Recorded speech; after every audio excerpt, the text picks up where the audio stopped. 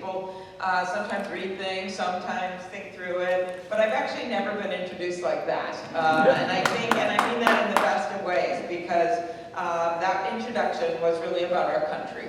And it captured the history and what this president has really seemed to just discard and left behind in these toxic Trump politics. And I do believe this is a moment like no other. So when I was asked that question at the very beginning of the debate, for those of you that saw it and those of you that didn't, it was just how do you explain this to the American public? And I really went back to our founders, went back to the simple idea that the president is not king, that in America the law is king.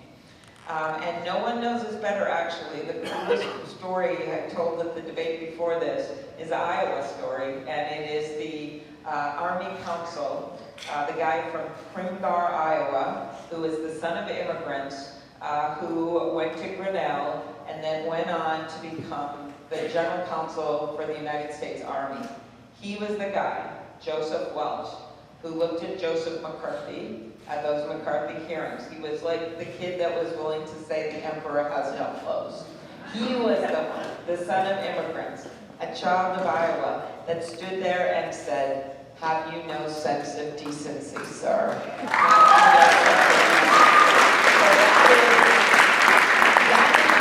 What this moment in time to me is about. Yes, it's a legal proceeding, and yes, we are having debates about what the witnesses should be and who the witness should be and what the evidence should be.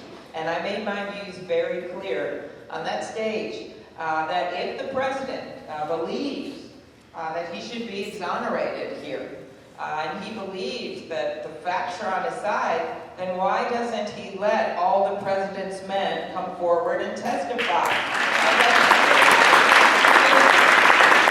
Richard Nixon, remember, those of you that remember Watergate, I remember I was a kid in a car with my dad and my mom, and we were driving to the Black Hills of South Dakota, and my dad was trying to, thank you people from the Black Hills, for bringing some reality into this. We were trying to, my dad kept trying to listen, and back then, you know how the radio would always go out, it still does, between things, and there'd be some dramatic moment in the Watergate hearings, and then we would have no broadcast at all. And so then we'd like rejoin in a half an hour. And so those are really incredible memories for me, and I'm sure for all of you. But what you remember back there is that President Nixon back then allowed his people to testify.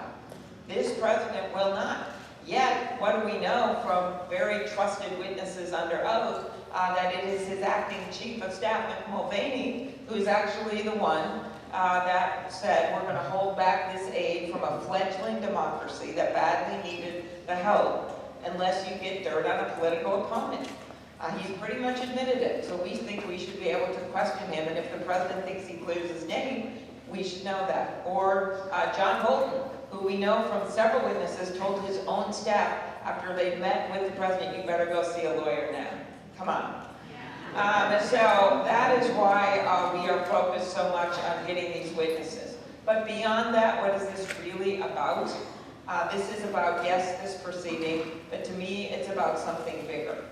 It is about a president that constantly is putting his own private interests, his own partisan interests, his own party interests in front of our country.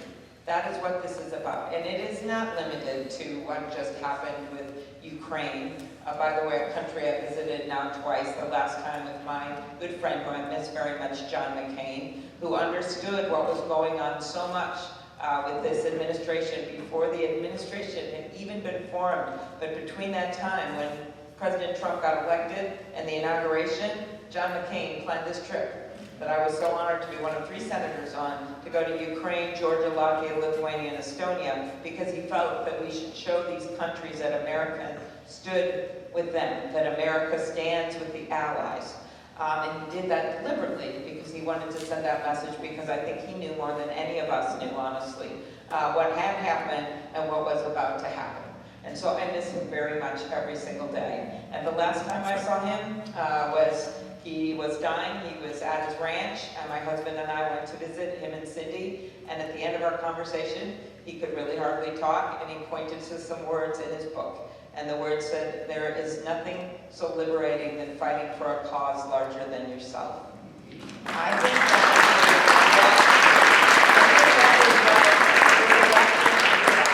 and so I made that point last night, that this is, yes, an economic check. And most of our debate, understandably, have been about economic issues. But it is also that decency check. It's that decency that pushed Andy McKean, that Republican legislator who changed parties in your state last spring on the floor of the House, the State House in Iowa, because he couldn't stomach anymore. That's what drove him. And we are seeing this all over the country. If you don't believe me, how else would we have won in Louisiana and Kentucky? And by the way, who went there the night before Mitch McConnell got a Democratic governor? Donald Trump. So my question is, where can we send him next? So I don't want to hear from anyone that thinks that JD can't win that House seat in the state of Iowa. He can't. I don't want to hear that he cannot win that Senate seat, because I saw what happened in Minnesota, and you probably watched this, right? At one point, we had a Republican governor, Tim Plenty. We had a Republican senator, a while back, not that far ago, we had 2 Republican senators. Then we had 1. And then we also had our state legislature was all Republican, and 3 of the 4 constitutional officers. When I was running, that was the situation. And then I won that seat. And thank you. And brought people with me like we've never seen before, in rural and suburban. And then we saw this trend, and we saw change. I still remember being in a high school in the suburbs of the Twin Cities, and it had always been a very Republican area. And I walked in there, and I was running back then for the county attorney job, and I thought, okay, here's the Democratic Party. It was 6 guys. They looked kind of sad in a room, and I'm like, we got my literature, everything. Someone had dropped me off. It's just me. And I walk in there, I go, "Hi, I'm Amy." And they go, oh, Amy, sorry. Yeah, the Democrats were supposed to be in this room, but there were too many of them, so they put us in here. We are the Golf Club of Minnetonka. And I walked around the corner, and there were 300 Democrats in that room. So when you think of a county like yours, right? A county like yours that has swung back and forth, where you have neighbors that voted for Barack Obama and then voted for Donald Trump. I don't know if you know who they are, but they are there. And there may even be some people in this room like that. So we have to remember that. So that is my first argument to you. We have an incredibly fired up Democratic base. And Minnesota was proud last time to the highest voter turnout when I led that ticket. So I know how important that is. But we also have to remember there were people from our base that stayed home in 2016. They came roaring back, most of them, in 2018, but they stayed home, and we've got to get them to go. Then we know we have independents and moderate Republicans that cannot stomach it. My first sign of them was a guy I met in central Minnesota. He was a rancher. He took me out on his ATV to look at his cattle. They were really big, and I thought, what a way to die. And we were driving around, and then we went inside his ranch, and all the media left, and he said, I voted for Donald Trump. He actually said, we voted for Donald Trump. He said, and I said, what do you mean we? Your family? He said, no, me. I don't like to say I. And I said, okay. And he said, we were mad about health care, and so we did that. And then I saw him in front of the wall. I said, oh, well, the wall's not really built. And then he said, no, the CIA wall. He said the wall of the stars, and he had stood in front of that wall, Trump did, the day after the inauguration, a sacred wall of anonymous agents who died in the line of duty and gave a partisan political speech.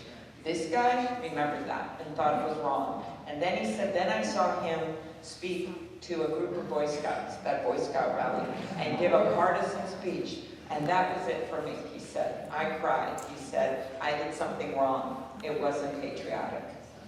Then I'm in New Hampshire, I'm in a line of people, and they are fired up. They've got their stickers. They have stickers there. You guys don't do this as much, thank you, but I'm a climate change voter. I am a reproductive rights voter. I'm a Supreme Court voter. They have different stickers. And so this guy comes up, and he's got a jacket on, and I said, sir, you don't have a sticker on. And he says, that's because I voted for Donald Trump. These are my neighbors and they do not know. So do not say anything. And I said, well, I won't. He goes, but I am not doing it again. So my first profound message to us, all of us and all of you, is that we got a lot of differences on some of our candidates here, but you know what's most important is that what unites us is bigger than what divides us. You know what's most important is that we don't screw this up. Okay, we cannot screw this up. You re-elected Abby and Cindy, when you re-elected Dave, and are now going to re-elect Rita, when you've got JB. I mean, it's an incredible story what's going on in this state. So don't ever let it get you down. And remember the march that we are on from the day after that inauguration, when millions of people marched and walked peacefully, including in this state. And the day after that, when 9,000 women signed up to run for office. And then on day 9, when that mean-spirited Muslim band came out, and what happens, people spontaneously show up at airports to protest. And day 100, my favorite march, the March for Science. And my favorite sign, what do we want? Science. When do we want it? After peer review. The fighting 48 Democrats stand together, and we are joined then by 3 Republicans because we stood in unity and said, no, you are not going to repeal the Affordable Care Act and kick people off their insurance for pre-existing conditions. And by the way, we have this debate about health care, which is a good debate to have. I remind you of one thing. The Affordable Care Act is now 10 points more popular than the President of the United States.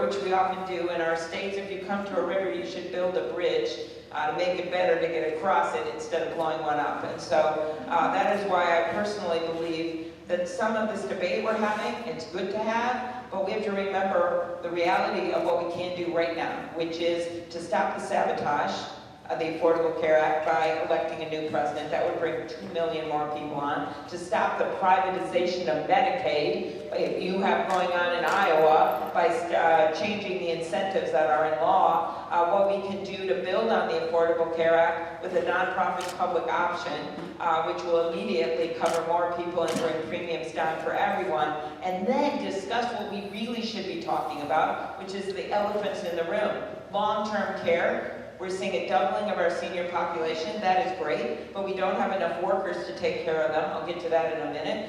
We don't have affordable long-term care insurance, and we don't have enough living and housing for people, and we can do so much better if we take it on. I actually put out a plan with deadlines, and one of those plans for the seniors has been very well received. And what it focuses us on is making it easier to get long-term care insurance, of course keeping Medicaid strong, but doing more than that. And you can actually get this. If you simply tax trust funds for kids that are over $500,000, and you tax just the appreciation on it, you bring in over $100 billion. And imagine what we could put in. And this, I found out this idea from a really wealthy person. Because they're like, this is the real scam that's going on. It's not some pie in the sky, you're just taxing the appreciation. And you could put that money into long-term care. Okay, another elephant in the room, addiction and mental health. I will be the first president that comes in that is willing to talk about these issues. Part of that for me is personal. My dad struggled with alcoholism his whole life. He was a very successful journalist, had a column, had the first talk radio show. I still was thinking this with the Christmas season. Around Christmas, my mother would always call in and ask him to go shopping for Christmas presents and get him live on the talk radio show. And he did all these books on the Vikings, including one that is sadly still relevant today, that he wrote in the early 80s called Will the Vikings Ever Win the Super Bowl? But he struggled with alcoholism. He had 2 DWIs when I was in middle school, and then he got the last one when we were about to get married, John and I. And at that point, the laws changed, and the judge said, you got to choose treatment or jail. And he picked treatment, and it changed his life. In his words, he was pursued by grace because of the treatment, because of his faith, because of his family. And I think everyone should have that same right. And so to girl that died from a rural town in western Minnesota. Her mom I've gotten to know really well. Casey Jo is the girl's name. She was a champion swimmer. She got sick. She was in the emergency room. They gave her opioids. She got hooked. And that went on for years. She then turned to illegal drugs. And the last thing she said to her mom on the phone was, "Mommy, this isn't my fault." And just a few weeks later, she died. That's what happened, and it is not her fault. And we've learned that more and more and more over the last few months as we've seen the testimony and the evidence that comes out of those lawsuits against the pharmaceutical companies that produce those opioids. My favorite is the email where the one executive says to the other, "Keep pumping them out. They're like Doritos. They can't stop taking them." So that is going to be like the tobacco level money that's going to come out of those things, right? And we have to make sure, as president, I can do that. I have a legal background, if you didn't notice from the Kavanaugh hearing. We will be able to make sure that whatever master settlement from that, as well as doing some kind of a 2 cents per milligram tax on opioids, that money goes not just to opioid addiction and beds for that and treatment for that, but also to other forms of addiction like alcoholism and to mental health. Why? 1 in 5 people in this country suffer from mental illness sometime in their life.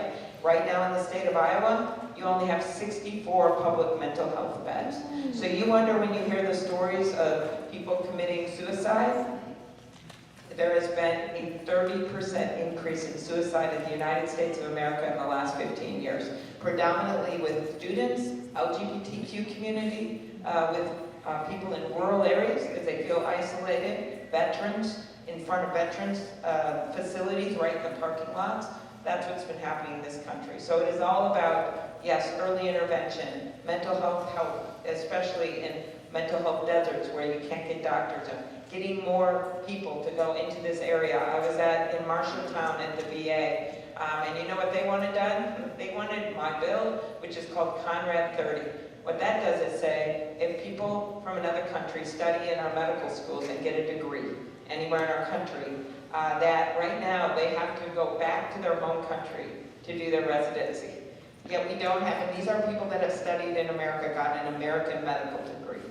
And so for that doctor, he said, all I need is some of these people to be able to stay so I can fully staff a hospital. The Conrad 30 was Kent Conrad's bill. He's from North Dakota. Why? Because they have a lot of the same doctor shortages that you have in Iowa. And he came up with this idea that you would allow some of these people to stay. We are now extending it. I just got this done at the end of the year. We're extending it. But I would like to expand it. So that's just one small example of what we should be doing, as well as getting more kids to go into these areas where we have openings. Okay, other challenges. Because see, this president right now, when I talk about these challenges, like climate change, and I'm going to talk to education, healthcare, which is, he doesn't deal with them. Think about what he does. He comes into office and he gloats. He gloats about the work that you did, that businesses and workers did to get us out of the downturn. I know some people call him a bully. He is a bully. But I promise you, when you are talking to dairy farmers in Wisconsin, or carpenters in Pennsylvania, or dock workers in Michigan, they don't quite think of him that way. They think of him this way. They think, okay, I'm working 1 and 2 jobs. I can hardly afford my mortgage. This guy's got the best job in the world. He's got this great house. He's got $413 million that he started his life with from his dad as a gift.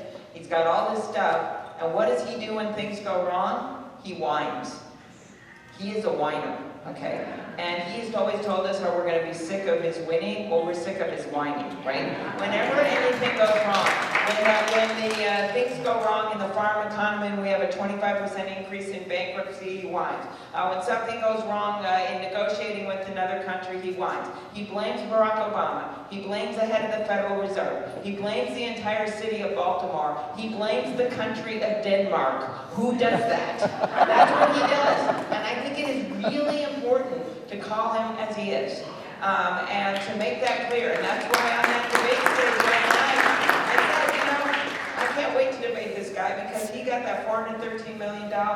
That's how he starts his life. What did I get started with? When my grandpa was an iron ore miner, went 1,500 feet underground every single day. He saved money in a coffee can in his basement to send my dad to a 2-year community college. That was my family trust. That's what it was. And when you are given You are given an opportunity like that, and everyone in this room, someone's given us opportunity. Whether it's our family, whether it's a teacher, whether it's someone that you know at work, they've given you an opportunity. And when people give you that opportunity, you don't go through life with a sense of entitlement. That's what he has. You go through life with a sense of obligation. An obligation to lift people up. An obligation to lift people up instead of pushing them down. An obligation to lift people up instead of hoarding it all for yourself. So that's what we're dealing with. So when we think of these challenges, he just hasn't met the challenges. So I think two of the major arguments here is he hasn't met these challenges, and as you all know, we don't have shared prosperity. And when he goes down to Mar-a-Lago and boasts to his friends after he passes that tax bill, I just made you a lot richer, I don't know what else we need as an exhibit A than that. What I want to do as your president is come to a room like this and tell you I have delivered child care for everyone in this country. What I want to tell you is that we can have a decent retirement for people in this country. And what I want to tell you is that we're going to invest in education. And if you take that tax bill he passed for over $1 trillion he added to the debt, and you take the most regressive parts of it, that'll pay for a lot of the things we need to pay for, as well as some of these other climate change. And then maybe I'll take, I think we have some questions here. Climate change, climate change. That is the existential crisis of our time. And I made the argument on that debate floor last night that yes, this is about what we've seen in California, where we just recently saw that horrible fire in Los Angeles with the fires, as well in Northern California with the image of that little girl with her dad driving away as Paradise, their neighborhood, was on fire, and the flames are lapping over the car, and the dad is singing to his daughter to calm her down. That pretty much says it all. But we know that the votes to get this done, they've been there in California. They've been there some on the coast, because they've been seeing it first with the rising sea levels and some of the other things. Well, now we are seeing it in a big way in the Midwest. We are seeing it, and this is a good thing to tell your friends and neighbors who maybe, we are seeing it economically with rising home insurance, 50% increase nationwide. And we are also seeing it right here in Iowa.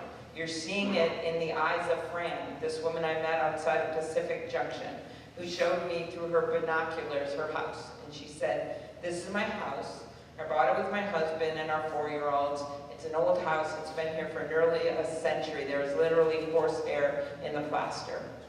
And I said, well, where's the house? I don't. She goes, no, the whole first floor, the kitchen I love the light coming through the windows in the kitchen is completely submerged. And I don't think I'll ever sit in that kitchen again. Then I said, well, Fran, is this the river? There was this raging water right in front of us. And I thought, well, Fran, you bought a house on the river. And she goes, no, that's the road. She said the river is 2.5 miles away. And it's never gotten this close before. That is climate change. That is what's happening right now. So we need to make that Midwestern case. And then, of course, accompanying making the case is how we can solve this and still keep people who are struggling in a good place. So here is my idea, which, by the way, on that debate stage last night, and regardless of who you support, there is pretty much broad agreement on what we need to do. Most of the plans involve getting to carbon neutral by something like 2050, 2045, and then getting to 45% reduction in carbon by 2030. That is pretty much what the scientists say we need to do. How do we get there? One, you've got to have a president that makes it a huge priority. I started when I announced in the middle of that blizzard with 4 inches of snow in my hair when I talked about climate change, and then Donald Trump made fun of me and called me Snow Woman, and then I said I'd like to see how your hair would fare in a blizzard. So you have to have someone that's going to make a priority out of it. So what would I do? Well, on day one, sign us back into the International Climate Change Agreement. Just to make very clear, when this president got us out of that agreement, the only 2 countries not in it were Nicaragua and Syria. They are now in the agreement. So we are the only ones that aren't in it. On day 2, bring back the clean power rules that have been worked out carefully during the Obama administration. I'm very aware of some of the small co-op issues because we've got a lot of them in Minnesota. We can work that out. It is easy to do. And by the way, a lot of the big companies like Excel in the western states are already going to meet this anyway. They know they're going to have to. And said they will. Next, the gas mileage standards. Do that on day 3. Gas mileage standards, the car companies were ready to make them. Then Trump pulled them back. California tried to do it on their own, including a number of car companies supporting them, including Ford Motor Company. What does Trump do? He says they can't do it on their own and threatens those car companies that wanted to do it with antitrust violations. That happens. So we can immediately change that without Congress. I have 137 things you can do without Congress in my 100-day plan. I love Congress, but I would like to point out that every one of them is legal. And the reason I did this, because I think you need to change things up immediately. You cannot wait. You have to gain the trust of the people of this country. You cannot wait. And you can introduce all the big bills and the democracy and ethics bill, which we must get done, HR 1, but you also have to do things immediately. So that's day 1, day 2, day 3. All things can be done without Congress. Day 4, 5, and 6, I would introduce sweeping legislation to put a price on carbon. And what I referenced, we have to make sure that's going to bring in a lot of money. And you can do it several different ways. But it's got to bring in a lot of money. And we got to make sure that money goes to make people whole that are going to need help with their energy bills. Or we're never going to get the support to get this done. And help workers who may be dislocated from this. Those 2 things are key. Day 7, we rest. No, we don't. So anyway, so that is my climate change plan, and you can read it. It's long. It's up on our website. So I mostly want to keep time for questions. I just want to end with one pitch, and that is for our democracy itself. We are not going to be able to move forward if people can't vote, if people feel like they're left out. And this means to me a bunch of different things. As president, I will finally get my bill done, and think we can do this, to automatically register every kid in this country when they turn 18. That will take care of also, to put independent commissions in each state to deal with gerrymandering, so we can stop that, which is to stop the voting purges. I mentioned this last night. This is unbelievable. States are purging voters off because they haven't voted for a few elections. They just purge them. They vanish off the voting rolls. They show up to vote. Stacey Abrams told the story of a woman who had voted in her first election way back during the time of Martin Luther King, and then she shows up at age 90 to vote for who she thought was going to be her first African-American governor in the state of Georgia, and she, for the first time, was told she couldn't vote. Because of an issue with the registration. That's what's going on in a lot of these states. So, what does this purging mean? It means they just get rid of them like they vanish. So Sherrod Brown, because this happened in Ohio, and I have a bill to stop that. I'm the ranking on the Senate Rules Committee, so I've done all this election work. I thought that actually Stacey described it best. She said, okay, so let's look at the Constitution. If you didn't go to church or synagogue or mosque for a year, would you lose your right to worship? No. If you didn't go to a meeting like this, or you didn't go to Rotary Club, would you lose your right to assemble? No. So just because you didn't vote for a few elections, you shouldn't lose your right to vote, which is essentially what these guys are doing when they take them off the voting rolls. So that's what we're doing, is democracy reform, and it, of course, also includes passing a constitutional amendment to overturn Citizens United.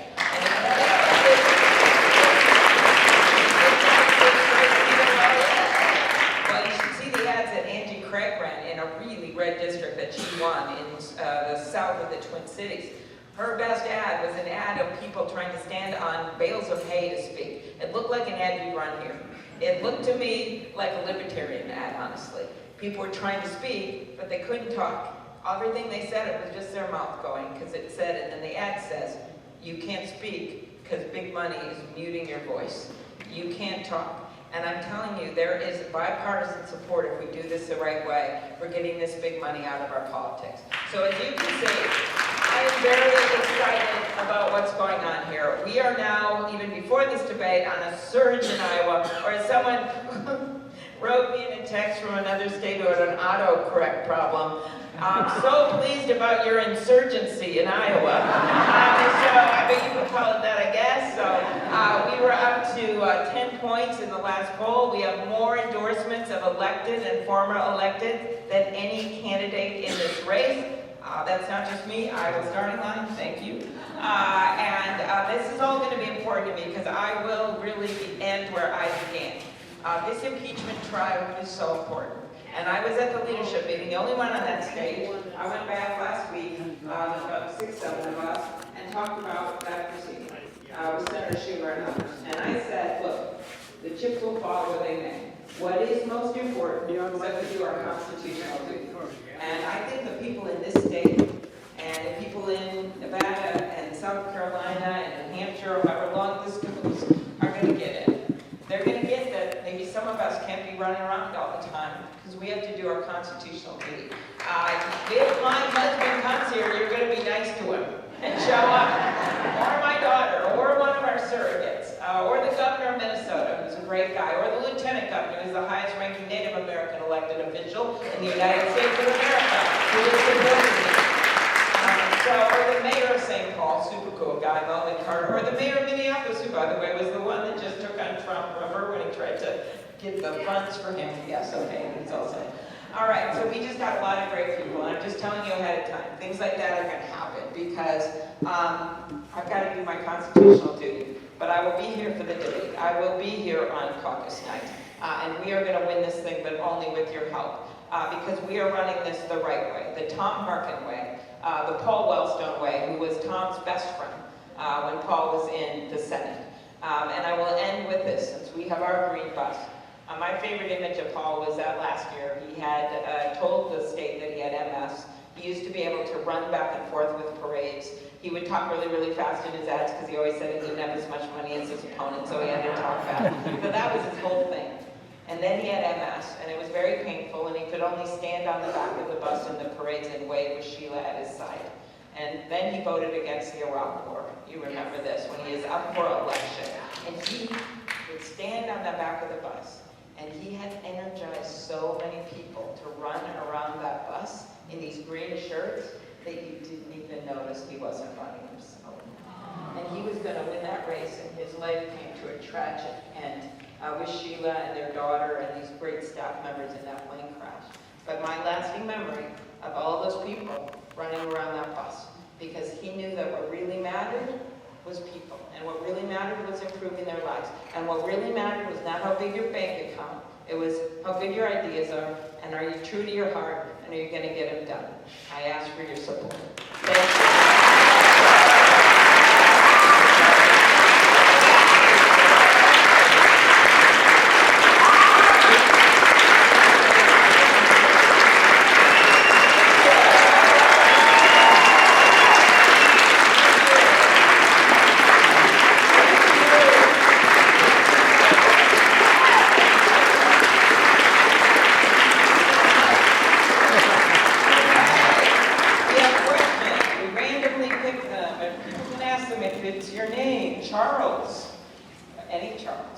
From Fairfield.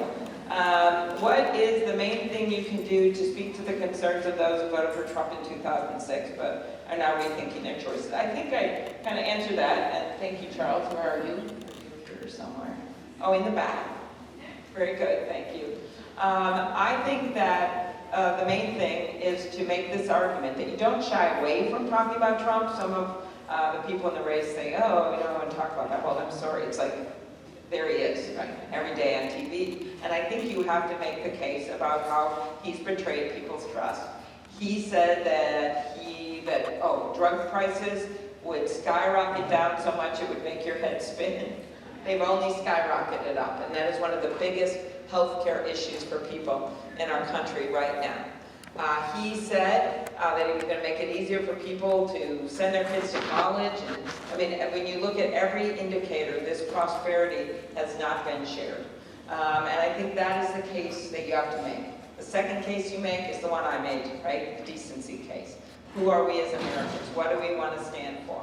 And I think that really resonates with a lot of people right now. That was a lot of the vote back in 2018 in your state, in Cindy and Abby's districts.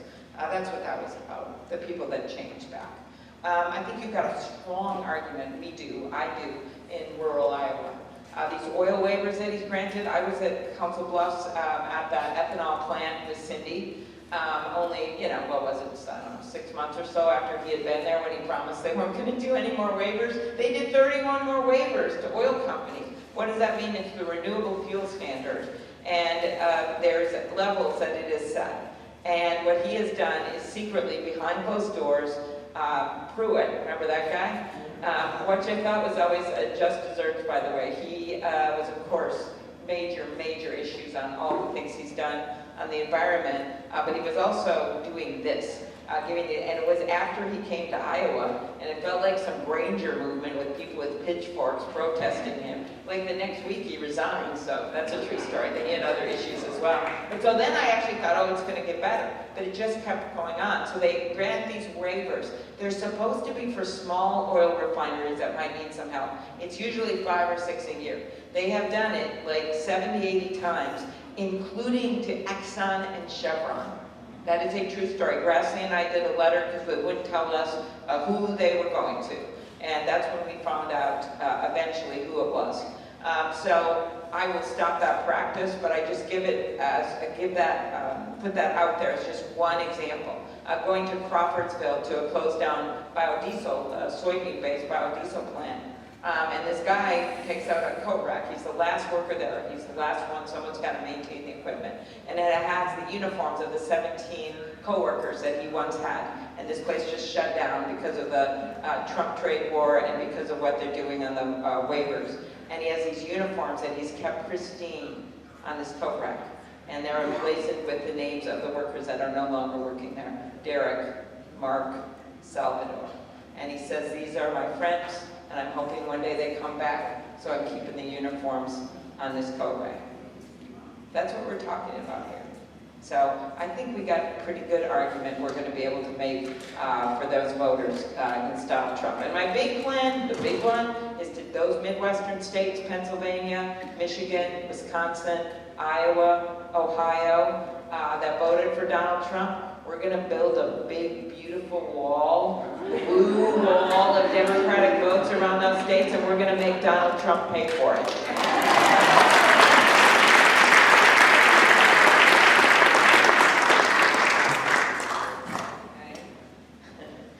I don't know. What do you think Vladimir Putin's long-term intentions are? Not good. Not good.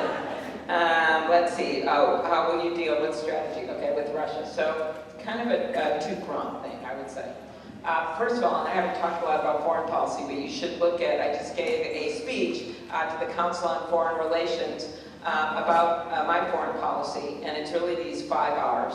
And the first thing is to renew our work with the rest of the world. The second thing is to realign with our allies. The third thing is to rejoin international agreements. The fourth thing is to respond to threats around the world in appropriate ways, like maybe not invite the Taliban to Camp David before. Okay.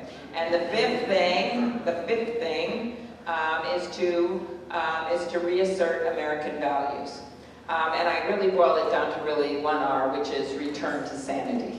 And to me, this means when someone like Vladimir Putin, and by the way, this isn't just about our election, as bad as that is, and I lead those bills on election security, but it is about everything this guy's done. It was separatists that shot down that plane over a field, right? Killed hundreds of innocent people. Poisoning opposition. Killing journalists. That is what this guy is. He is a thug. And when you look at how Trump treats the situation, you were talking earlier about people that have died for our Constitution. I thought about that when the president was at the G20 and someone asked about Russia invading our election. By the way, they didn't use a missile or tank, but they used a cyber attack, and they invaded us. And when he was asked about this with Vladimir sitting there, he looked at Vladimir Putin and he made a joke about it.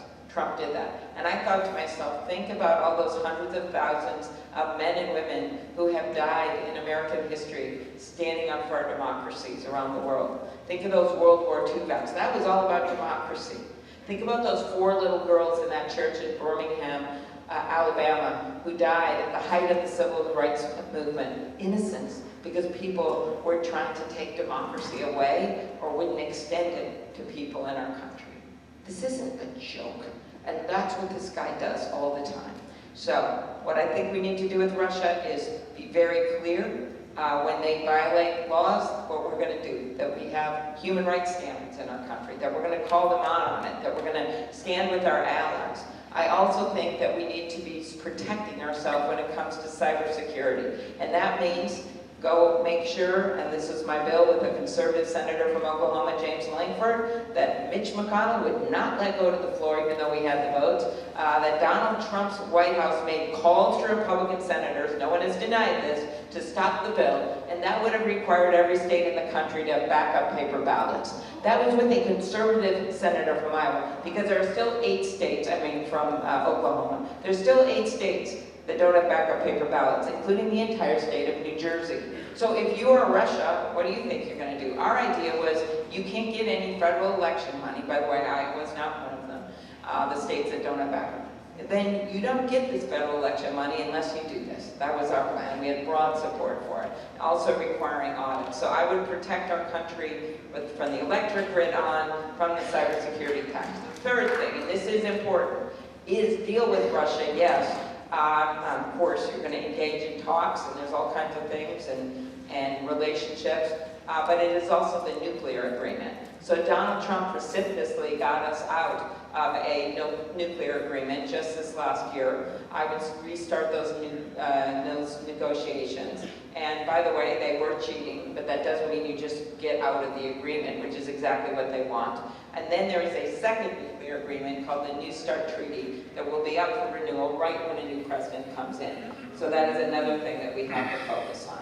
As well as, of course, the Iranian agreement, which, by the way, his decision to pull out of that gave all the power to China and to Russia, and then left our allies holding the bag, and you can see what's happening now. I think that was a huge mistake. The agreement wasn't perfect, but I supported it, but even people that didn't support it never thought we should get out of it in the way that he did. So there is a lot of work to do, but there are also a lot of really good people around the country that want to reignite the State Department. We've got it's been completely, in the words of Ambassador Ivanovich, hollowed out. So we're going to have to invite people back in. We're going to have to get new young people that want to go into foreign service. And we're going to have to actually follow the advice of General Mattis, who left that administration because he couldn't stomach Donald Trump. And his advice was, what you don't put into foreign aid and diplomacy, I have to buy in bullets. We need to up our diplomacy and up our foreign aid.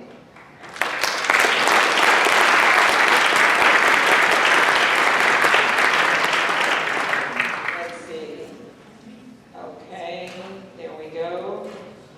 This is a question about the debt, and I will say that Trump is someone that has made our debt so much worse.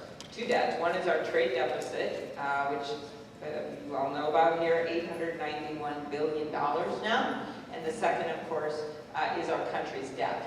And that tax bill that he passed added over $1 trillion in debt. And I am someone that has supported the Debt Commission. I didn't agree with everything in their report. It ended up just sitting on a shelf. But there were some things we need to pursue to try to do this. As my friend Angus King has said, it took us decades to walk into this. It's going to take decades to walk out. But we have to do something about it. And one thing we can do, by the way, my friend Jean Shaheen in New Hampshire, and it's bipartisan bill for biannual budgeting. So you come up with a budget and you pass it. But then the second year, you don't do another one the next year. You spend that time reviewing what happened so you can figure out if expenditures were smart or what should be cut. There's military cuts that can be made. I would have my defense secretary look at everything. I have voted against some of these things before that were unnecessary, and I think that's something we should do. And then I think all the tax changes I've laid out. I actually am someone that has a budgeted item for starting a deficit pay down, and that is by reversing some of these corporate tax cuts that went into effect in the bill. So, thanks for the question.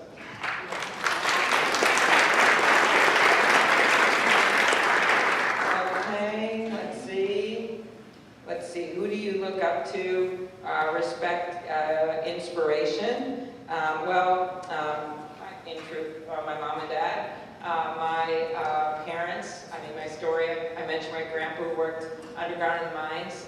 My mom, as I said, grew up in Milwaukee, no money, moved to Minnesota because of the strong teachers union, and she taught second grade until she was 70 years old. And my favorite story about my mom was that she loved teaching the monarch butterfly unit.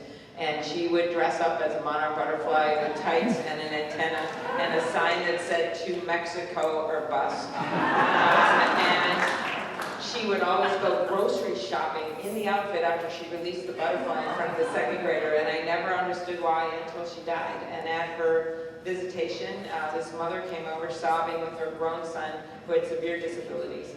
And the mom, I never met her before, and I thought, what is this? And the mom said, my son, he had your mom in second grade, and he loved her.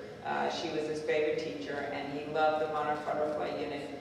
And so when he graduated from high school, years later, she was a teacher in second grade, he got a job bagging groceries in this store right near the school. And she said every year when your mom taught the unit, she would then go to his store in the outfit, get her groceries, and stand in his line and give him a big hug. That is a teacher, and that is inspiring. Okay, what mistakes have you made and how can you learn from them? Not doing this on 3.5 hours of sleep. Okay, all right, well, I haven't made other mistakes. You know what? One thing that if I look back legislatively, I really wish we had used the leverage of that Affordable Care Act to get some of these pharmaceutical changes in. But remember this, it was this one vote margin, but if a group of us had insisted on it, there were other people in our own party that didn't want to do it. Maybe we could have gotten some of these things done, but then you were convinced, we're going to be able to do it later, and it just didn't happen. So my last pitch to all of you is I would love to have your support. You got those commit to caucus cards. I know people like to say you're in my top 3. It's Friday night, just go for it. Holiday season. My favorite story along these lines was the former mayor of Cedar Rapids, Kay, during the floods. I had an hour-long breakfast with her, and at the end she goes, "I've got great news for you." I go, "What?" She goes, "I'm 78% with you."